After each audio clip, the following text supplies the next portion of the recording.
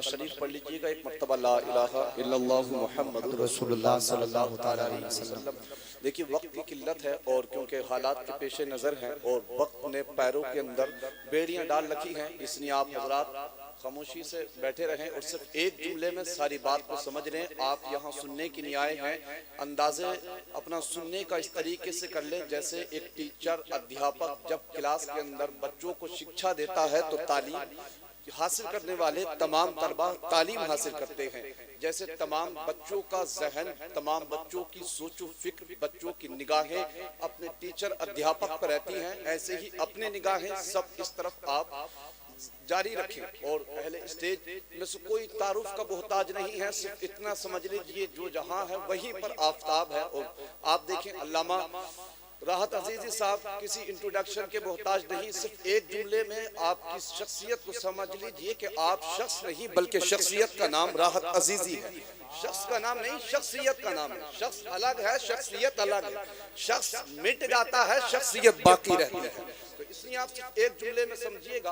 बड़ी तेजी के साथ मैं आपसे गुफ्तगू कर रहा हूँ अल्लाह के पैगंबर अलैहिस्सलात व तस्लीम के बारे में। आला हजरत ने एक आशिकाना अंदाज में जुमले लिखे। आला हजरत कलम उठाते हैं और अर्ज करते हैं, या रसूल अल्लाह, अर्ज करते हैं आका तेरे आगे यूं हैं दबे लचे फुसहा अरब के बड़े बड़े, कोई जाने मुंह में ज़बान नहीं बल्कि जिस्म में जाने। आप जानते हैं जिस्म में जान का मतलब क्या है? कहना ये चाहते हैं इमाम अहमद रजा अर्ज करते हैं कि या रसूलुल्लाह जब आप बोलते हैं इस तरफ खामोश हो जाएं। आप अर्ज करते हैं आका आलम तसव्वुर में कहना चाहते हैं या रसूलुल्लाह तेरे आगे यूं हैं दबे लचे फुसहा अरब के बड़े बड़े, कोई जाने के मुंह में ज़बान नहीं। कहते हैं या रसूलुल्लाह जब आप बोलते हैं कायनात खामोश हो जाती है। आका जब आप मुस्कुराते हैं कायनात मुस्कुराने लगती है। अर्ज करते हैं आका जब सरकार अलैहिस्सलाम तस्लीम दुनिया के अंदर जाहिरी तौर पर तशरीफ लेकर के आए और पिछले अंबिया की आप तारीखें पढ़ करके देखें, अल्लाह ने जितने अंबिया और रसूल दुनिया के अंदर भेजे सबको मौजज़ात अता किए।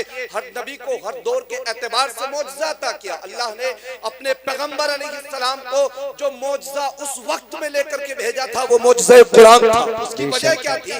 वजह ये थी वो वक्त शायरी का था, वो वक्त अदीब का था, वो वक्त फसाहत और बलागत का था। उस वक्त में एक से एक बढ़ करके फसीह व बलीग था, एक से एक बढ़ करके कलाम करने वाला था। अल्लाह ने अपने महबूब को ऐसे वक्त में भेजा जब लोग एक से एक बढ़ करके कलाम करते, एक से एक बढ़ करके बात करते। उस वक्त पैगंबर इस्लाम को खुदा ने कुरान अता किया और फिर एक जुमला फरमाया, कहा लाओ कुरान की मिसल कोई एक आयत ला करके दिखा दो। उसी की तर्जमानी करते हुए बरेली के इमाम ने कहा था या रसूल अल्लाह तेरे आगे यूं है दबे लचे फुसहा अरब के बड़े बड़े, कोई जाने मुंह में ज़बान नहीं बल्कि जिस्म में जाने। सुभान अल्लाह माशाअल्लाह माशाअल्लाह। अब सुने अल्लाह के पैगंबर अलैहिस्सलात व तस्लीम हदीस पाक में इरशाद फरमाते हैं, बात समझ में आ रही है? मोहब्बत से बोले यार। आका इरशाद फरमाते हैं, तवज्जो का तालिब अल्लामा रहमत अजीज साहब किबला की। आका फरमाते हैं अन निकाहु मिन सुन्नती। आका फरमाते हैं देखें पैगंबर इस्लाम ने आपको क्या कानून अता किया, मुस्तफ़ा ने वो कानून अता किया। आप तारीखें पढ़ें तो आपके अंदर उसको जुमले मिलेंगे। आप उलमा से पूछें आपको उसमें जुमले लिखे हुए मिलेंगे कि दूसरों के घर खाना लेने के लिए कौन जाता है? जाता दूसरों के खाना लेने के लिए आता है कि दूसरों के घर खाना लेने के लिए वो जाए जिसके खुद के घर में ना पका हो। हमारी यही तो बात है, तो बोले फिर सुभान अल्लाह। कहा दूसरों के घर खाना लेने के लिए वो जाए जिसके खुद के घर में ना बना हो। फिर अगले जुमले में आला हजरत लिखते हैं कि दूसरों से मशवरा लेने के लिए वो जाए जिसके अपने मशवरा देने वाले ना हो। फिर इसी की तशरीह में लिखते हैं, कहते हैं दूसरों के कानून पर वो चले जिसके आका ने कानून न बनाया। जिंदाबाद जिंदाबाद। जिसके नबी ने कानून न बनाया हो। और सुनिए चंद जुमलों में पैगंबर इस्लाम ने तुम्हें क्या कानून अता किया। आप देखें जब किसी के घर के अंदर बच्चा पैदा होता है, शरीयत कहती है, तुम्हारे नबी का कानून कहता है बच्चा 7 दिन का हो जाए तो उसका नाम रख दो। बच्चा 7 दिन का हो जाए तो उसके बाल उतार करके इतनी चांदी को सदका कर दो। शरीयत कहती है 7 दिन का हो जाए, हो सके तो नाम बाकी का कर दो। फिर शरीयत कहती है जब तुम्हारी औलाद 4 साल की हो जाए उसे रब्बा नाम लेना सिखा दो। फिर मुस्तफा का कानून कहता है अगर तुम्हारी औलाद 7 या 10 साल की हो जाए, जब 7 साल की हो जाए नमाज की तलकीन करो, 10 साल की हो जाए मार करके नमाज पढ़ाओ। फिर शरीयत कहती है कि जब तुम्हारी औलाद 12 साल की हो जाए, हद बुलूगत को पहुंचे, बिस्तर अलग कर दो। फिर शरीयत कहती है कि जब तुम्हारी औलाद निकाह के काबिल हो जाए, नानो नफका अदा करने पर काबिल हो जाए, तो फिर शरीयत कहती है अपनी औलाद का निकाह कर दो और निकाह किस अंदाज में करना है। फिर मुस्तफा की दहलीज पर चलते हैं। पूछे इन उलमा से क्या लिखा बुखारी के अंदर? आका फरमाते हैं लिमालिहा वली हस्बिहा वली दीनिहा वली जमालिहा। आका फरमाते हैं बंदा निकाह 4 वजूहात से करता है। कोई तो निकाह इस वजह से करता है, कोई हस्ब व नसब की वजह से निकाह करता है, कोई माल की वजह से निकाह करता है, कोई हुस्न व जमाल की वजह से निकाह करता है। लेकिन मुख्तसर से वक्त में समझिए, आका फरमाते हैं तुम में सबसे बेहतर वो है कि जो मेरे दीन की वजह से निकाह करे। इसलिए कि अगर कोई माल की वजह से निकाह करेगा तो माल से अपनी सूरत को संभाल सकता है, माल से अपने चेहरों को निखार सकता है, माल से बिल्डिंग तो बना सकता है, माल से अपनी जिंदगी तो आबाद कर सकता है, चेहरा तो संभाल सकता है। लेकिन जो बंदा दीन की वजह से शादी करेगा उसकी दुनिया भी संवर जाएगी, नस्लें भी सुधर जाएगी। नारे तकबीर, नारे रिसालत, मसलके आला हज़रत जिंदाबाद जिंदाबाद। और सुनिए अभी तो 10 मिनट है, इजाजत है? बहुत बस बोले या रसूल अल्लाह, या रसूल अल्लाह। और सुने अगर तुम दीन की वजह से शादी करोगे तो तुम्हारे सिर्फ चेहरे नहीं संभलेंगे, तुम्हारी नस्लें सुधर जी, नस्लें दीन की वजह से। आप देखें, आप मैं थोड़े से बस मुख्तसर से वक्त में रोशनी डालता हूँ। आप देखें बहुत सारे ये हालात पेश आते हैं, बहुत सारे मामलात हमने देखे अपनी जिंदगी के अंदर, आपने देखे होंगे। पूछे अल्लामा राहत अजीज साहब किबला से, आप मालूम करें इनसे, न जाने कितने ऐसे बेटे हैं कि बेटे 4 हैं, बेटे 5 हैं, बेटे 6 हैं, और देखें उसी के बाप को दर दर की ठोकरें खा रहा है। देखें बेटा जवान है, बेटा कमाने के काबिल है, लेकिन देखें औलाद दूसरों के टुकड़ों पर पल रही है। और बाप की उसी औलाद, जब औलाद जवान है, देखिए उसी का सगा बाप, न जाने कितने ऐसे बाप हैं जो सिग्नल पर हाथ फैला करके भीख मांग रहे हैं। बताएं कितनी ऐसी माएं हैं कि जो नकाब ओढ़ करके गैरों के आगे हाथ फैलाती हैं। बताएं 4-5 बेटे औलाद अपने वालिदैन की परवरिश नहीं कर सकती। ये तो वो औलाद है, तुम और मैं, ये तो वो वालिदैन है। मैं और आप क्या समझते हैं? ये चंद सिक्के जो अल्लाह ने तुम्हें और मुझे अता कर दिए, ये बैंक बैलेंस, ये गाड़ी, ये प्रॉपर्टी, ये जो मोटर बाइक मुझे और आपको अता की गई है, आप क्या समझते हैं ये मेरी मेहनत है? आप क्या समझते हैं ये मेरी ताकत की वजह से है? आप क्या समझते हैं ये आपकी अक्लमंदी की वजह से है? आप क्या समझते हैं ये आपकी दानिश्वरी की वजह से है? आप क्या समझते हैं कि ये आपकी होशियारी की वजह से है? ये तेरी होशियारी की वजह से नहीं है, ये तेरी ताकत की वजह से नहीं है। अगर ये है तो याद रख, जब तूने घर से कदम को बाहर निकाला था, जब मजदूरी करने के लिए तू गया था, इधर तेरी माँ ने मुसल्ला बिछा दिया था और रब के हुजूर सजदे में सर को रख करके अर्ज किया था, मालिक औलाद मेरी तेरी राह में जा रही है, औलाद मेरी मजदूरी के लिए जा रही है, बरकतें तू अता फरमा देना। और लोगों सुनो तो सही, तुमने आज वालिदैन को कहां ला करके खड़ा कर अल्लाह, किस मोड़ पर ला करके औलाद दे वालिदैन को खड़ा कर दिया। जानते हैं इसकी बहुत सारी वजूहात हो सकती है, लेकिन इसकी बहुत सारी वजूहात में से एक वजह यह भी है कि वालिदैन ने सही से औलाद की तरबियत नहीं की हमने अपनी औलादों की।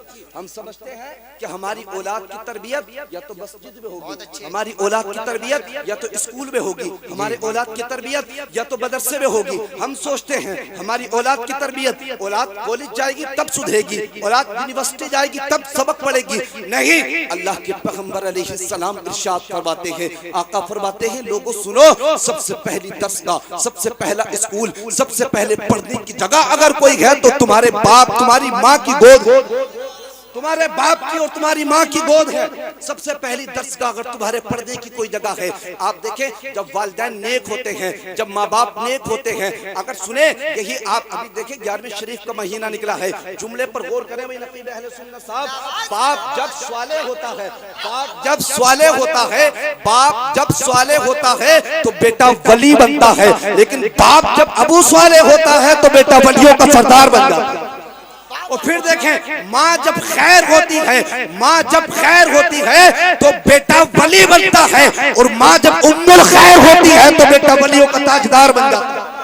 और देखें ये बाप की तरबियत होती है, वालिदैन की तरबियत होती है। वालिदैन चाहे तो बच्चे को वली बना सकते हैं। मुख्तसर से वक्त में बस बात का इख्तिताम कर रहा हूँ। देखिए हजरत कुतुबुद्दीन बख्तियार काकी की जिंदगी को पढ़े। 4 साल की उम्र शरीफ थी। कुतुबुद्दीन बख्तियार काकी की माँ ने हाथ को पकड़ा, हाथ पकड़ करके मदरसे को लेकर के गई और उस्ताद मोहतरम के करीब जैसे पहुंची, कहा उस्ताद मोहतरम से कहा आप हमारे लख्ते जिगर को कुरान अजीम की तिलावत करा दें, आप हमारे बेटे को रब का कुरान पढ़ा दें, आप हमारी औलाद को मुस्तफा का दीन सिखा दें। अब सुने तो जरा, जब हजरत कुतुबुद्दीन बख्तियार काकी जैसे ही उस्ताद के करीब पहुंचे और उस्ताद ने पढ़ाना शुरू किया, उस्ताद ने कहा बेटा पढ़ो अऊज़ु बिल्लाहि मिनश शैतानिर रजीम, पढ़ो बेटा बिस्मिल्लाहिर रहमानिर रहीम। कुतुबुद्दीन बख्तियार काकी ने तारीख के पन्नों पर लिखा है सिर्फ अऊज़ु और बिस्मिल्लाह को ही नहीं पढ़ा, बल्कि बिस्मिल्लाह के बाद में अलहम्द के अलिफ लाम से लेकर कुरान अजीम के 14 या 15 पारे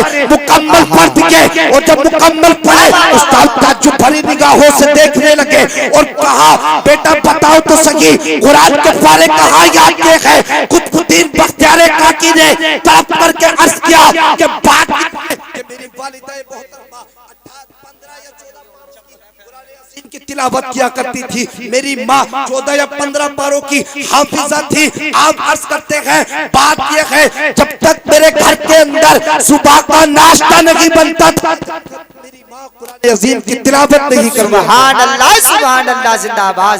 जब तक नाश्ता नहीं बनता था। या रसूल अल्लाह, जिंदाबाद जिंदाबाद। अल्लाह देखे वालिदैन की तरबियत देखे। और जानते हैं आता है रिवायत के अंदर कि अगर बीवी नेक मिल जाए, अगर बीवी नेक मिल जाए तो घर को जन्नत बना बीवी नेक मिल जाए तो मसला ये नहीं है कि मालदारी होगी तभी बीवी खुश रहेगी, मसला ये नहीं है कि जब पैसा होगा तभी औरत खुश रहेगी। और लोगों अल्लाह के पैगंबर अलैहिस्सलाम की शरीक हयात की जिंदगी पढ़ करके देखें। बड़े हजरत खतीजतुल कुबरा की जिंदगी। कौन है खतीजतुल कुबरा? बहुत बड़े ताजिर शख्सियत थी हजरत खतीजतुल कुबरा की। आप जिंदगी का मुताला करें, आप देखें इतनी मोहब्बत करती पैगंबर इस्लाम से, इतना प्यार करती कि जब पैगंबर आज़म के निकाह में आई सारी दौलत अपनी उन मुस्तफ़ा के कदमों में ला करके खर्च कर दी। और उसके बाद में ये वो मलिका थी कि जिनके आगे पीछे नौकर रहा करते, कि जिनके गुलाम रहते, जिनकी खिदमत के लिए, जिनके घर के काम करने के लिए बांधिया रहा करती थी। लेकिन बड़े तारीख आपको पता चलेगा जब पैगंबर आज़म के निकाह में हजरत खतीजतुल कुबरा आई तो निकाह में क्या ही मुकद्दर सबल गया।